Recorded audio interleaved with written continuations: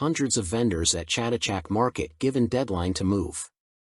The Bangkok Metropolitan Administration, BMA, has ordered 529 stallholders near the clock tower at Chatuchak Weekend Market to vacate the area by April 30 to make way for planned redevelopment.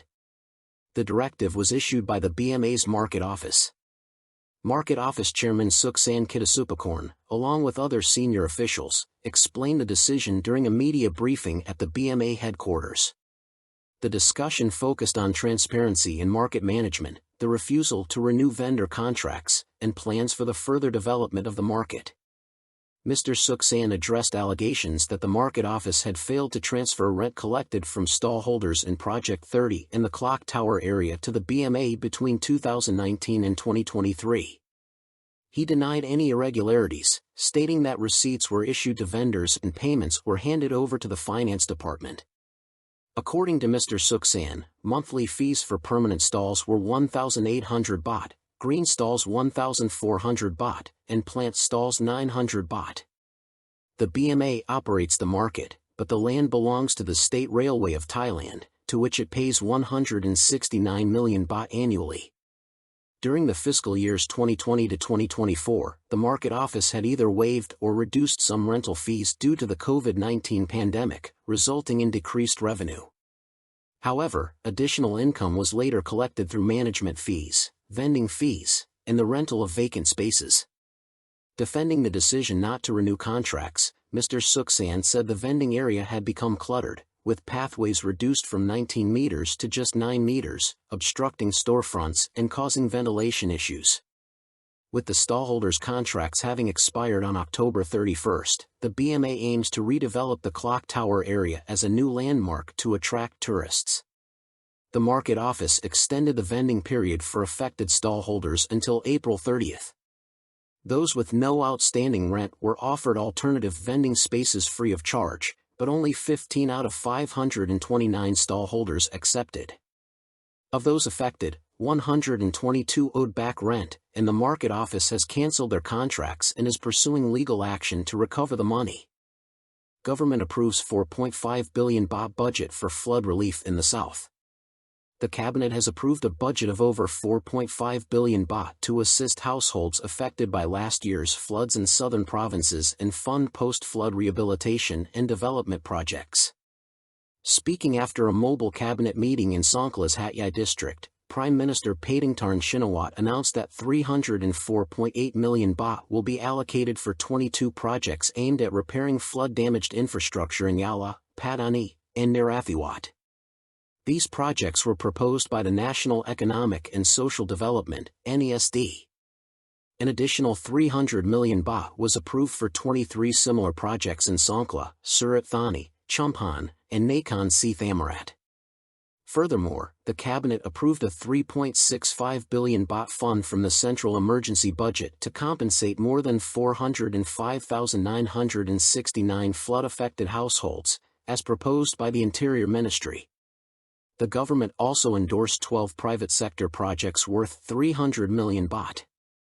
These include infrastructure developments, a weed clearing project at Phaili Noi wetland in Phat Halong, and initiatives to promote community tourism. Meanwhile, a group of protesters submitted a letter to the Prime Minister demanding the cancellation of the Southern Economic Corridor (SEC) project, arguing that it would grant excessive access to natural resources to investors at the expense of local communities. Samboon Kamhang, leader of the Coordinating Committee of NGOs in the South, expressed disappointment that locals were not given the opportunity to voice their concerns. He warned that the SEC bill, which facilitates investment by suspending land and natural resource laws, would disproportionately benefit select groups. The SEC will cover Chumphon, Ranong, Surat Thani, and Nakhon Si Thammarat, along with the land bridge project connecting the Gulf of Thailand to the Andaman Sea through deep-sea ports and a transportation network. Prime Minister Paetongtarn reassured the public that the government is open to concerns and will explain the project's benefits. Entertainment Complex Bill focuses on foreign tourism. Paker Nilperpunt, Secretary General of the Council of State, stated that the Entertainment Complex Bill is primarily aimed at foreign tourists, with strict measures proposed to prevent most Thais from entering due to concerns over gambling addiction. Updating on the bill's progress, he confirmed that it is in its second review stage and open for public feedback until March 1 on the Council's website. Public input will be considered before the next deliberation. Authorities are working to present the bill to the Cabinet within 50 days of the feedback period ending. While the powers of the Policy Board overseeing entertainment complexes remain unchanged, details regarding casino approvals and licensing have been refined. One controversial clause requires Thai nationals to have at least 50 million baht in their bank accounts to enter casinos. Mr. Pakern defended the provision, arguing it would limit gambling to those who can afford it. He insisted that entertainment complexes are designed as tourist attractions rather than gambling hubs. A special committee, led by former Deputy Prime Minister Wisanu Kriengam, has made amendments to the bill, including defining casino areas and requiring public hearings to assess social and environmental impacts. The final draft, which includes measures to prevent issues like prostitution and promote local employment, is expected to be submitted to the Cabinet next month. Thai-Chinese scam gang busted in multi-billion baht operation. Thai police arrested 10 suspected members of a Thai-Chinese investment scam gang that had swindled billions of baht. The Central Investigation Bureau, CIB, reported that 6 Thais and 4 Chinese nationals were arrested in coordinated raids across Bangkok, Chiang Mai, Nakhon Si Thammarat, Prakan Buri, Sa Kaeo, Samut Prakan, Samut Sakhon, and Samut Songkhram. The suspects, identified as Atra, Porntip, Nopawat, Kamlathi, Panthari, Supawadi, Gao, Xiong, Mao, and Zhou, were charged with public fraud, computer crime, money laundering, and illegal assembly. The gang lured victims through social media by offering online work such as clicking likes for money. They were then persuaded to invest, with promised returns of 30 to 50%. Victims initially received payouts but were eventually left with nothing.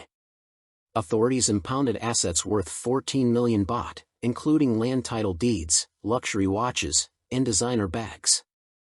Achara and 4 Chinese suspects denied the fraud charges but admitted to converting cryptocurrency into cash for illicit Chinese businesses. Investigations revealed that the gang had received 6.5 billion baht in USDT, Tether, stablecoins since 2023, converting and withdrawing 2.9 billion baht, which they used to buy properties.